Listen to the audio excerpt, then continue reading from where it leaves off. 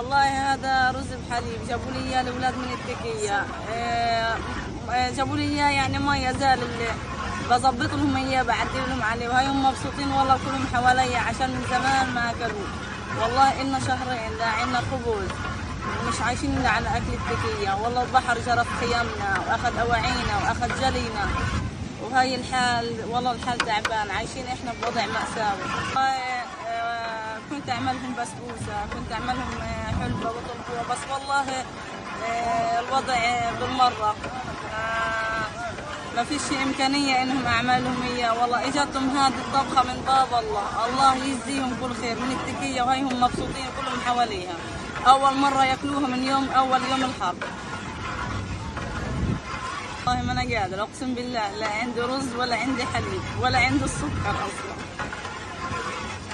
يعني هاي حطيت عليه 3 معالق طحين عشان بس أعدل لهم عليه، أجمد لهم إياه.